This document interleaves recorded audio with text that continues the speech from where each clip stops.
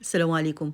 لو عندكم برتقانة وبيضة ونص كوباية زبدة تعالوا نعمل أحلى بسكويت للبرتقان أو كوكيز البرتقان، حاجة كده طعمها وريحتها يجننوا. بس في الأول أنا أسماء بحيري. لو لسه أول مرة بتشوفوني ولو لسه ما اشتركتش في قناتي يا ريت تشتركوا وتفعلوا زر الجرس ويلا بينا. أول حاجة هجيب نص كوباية زبدة كنت لسه مخرجاها من التلاجة أو 125 جرام من الزبدة، ويستحسن يعني لو في ميزان علشان الحاجة تطلع مظبوطة قوي.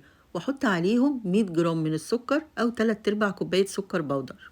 وبافضّل برضه السُكّر اللي إحنا جايبينه جاهز من السوبر ماركت علشان بيبقى مطحون ناعم جدًا، مهما طحنا في البيت السُكّر برضه مش هيبقى زي بتاع برّه، ولازم أنخله. وهنا بقى لازم أضرب السُكّر مع الزبدة كويس أوي، يعني لحد ما لونها كده يفتحها أوي وتحسّوا إن حجمها زاد أوي، ولو في حاجة على الجناب كده كل شوية نلمّها بالspatula عشان كُلّه يتضرب زي بعضه. وهاجيب بيضة، وطبعًا لازم أكون مخرّجاها من التلاجة قبلها بنُص ساعة والّا حاجة، يعني تبقى واخدة درجة حرارة المطبخ، وبعد كده أحطها وبرضه أفضل أضرب كتير أوي لحد ما تبقى ناعمة زي ما أنتم شايفين كده.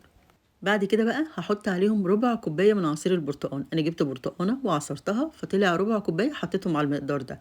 وبعد كده بقى عايزة آخد بشر البرتقان، هابشر القشرة الأورنج دي بس مش هاجي على الناحية البيضا، هاخد منها معلقة واحدة بس من البشر أو ممكن قصنص البرتقان.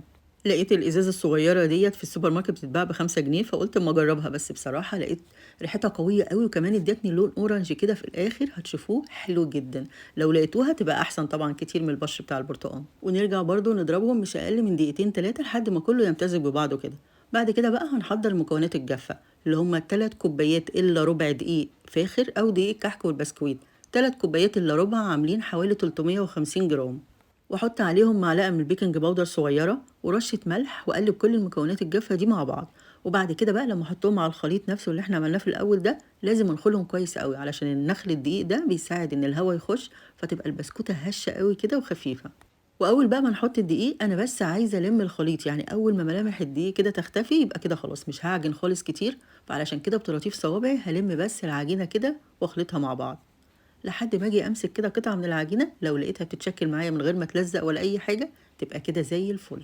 بس لو لقيتها بتلزق لازم ازود لها كمان معلقه دقيق ولا معلقتين بس مش اكتر من كده لحد ما اوصل للقوام اللي شفتوه ده. هريحها بس حوالي 10 دقايق عقبال ما احضر الحاجه. جبت كده كيسين من اللي هما بتوع التلاجة وفتحتهم علشان انا هفرد العجينه بين الكيسين علشان خاطر هي هتسهل عليا قوي موضوع الاكياس دي ان انا هقدر احركها بسهوله زي ما انتوا هتشوفوا دلوقتي، وكمان مش هتلزق كده وهشيلها بمنتهى السهوله. هبدأ بقى أفردها بالسمك اللي أنا عايزاه وهوريكم السمك برضو اللي أنا عايزاه. عايزة أقول لكم بقى إن أنا لقيت في السوبر ماركت شوية أشكال كده جميلة يعني عجبتني فرحت جايباها، لو هي مش موجودة هقول لكم برضو البديل بتاعها إيه. بس شايفين الأشكال دي هي بلاستيك كده فرخيصة بس حلوة جدا. وطبعا بقى من جمالهم بصراحة أنا هستخدمهم كلهم. اخترت الأول النجمة، هقطع كده زي ما انتوا شايفين. شايفين النجمة حلوة إزاي؟ هاجيب بقى صينية ألومنيوم وده أحلى خبيث طبعًا زي ما أنا متعودة معاكم على طول، وهادهنها دهنة زيت خفيفة كده وأبدأ بقى أرص عليها البسكويت أو الكوكيز بتاع البرتقان. وفِنّه بقى يعني هنا عملت القلب وعملت الوردة وعملت حاجات كتيرة أوي.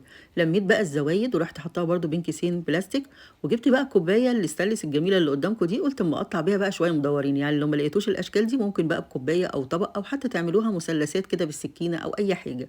وبعد ما خلصتهم كلهم بقى هاحطهم في التلاجة حوالي 10 دقايق بس، على ما أشغّل الفرن بتاعي ويوصل لدرجة الحرارة المطلوبة اللي هي 180. هيقعد قد إيه؟ هيقعد حوالي 10، 12 دقيقة، 15 دقيقة بالكتير أوي لو الفرن مش حامي.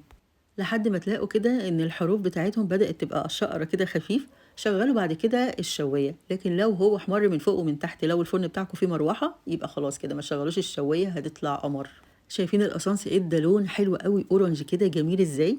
لأ وكمان ريحتها مش ممكن، مش قادرة أقول لكم، يعني حاجة كده من الحاجات الحلوة أوي لمّا تيجوا تعملوها تحسّوا إن الدنيا كلّها بقت ريحتها جميلة.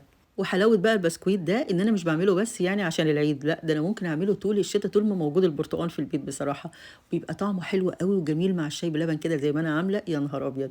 لأ والحركة كمان بتاعة الأشكال اللي جبتها دي بتخلّيها تثبت كده في الكوباية وريحتها وطعمها يجننوا. بجد لازم تجربوها حلوة أوي. ويا ريت لو عجبتكم بقى تبعتوها لكل حبايبكم وتشيروا الفيديو ده على أكبر نطاق، وكمان ما تنسوش اللايك، وألف هنا وشفا والسلام عليكم.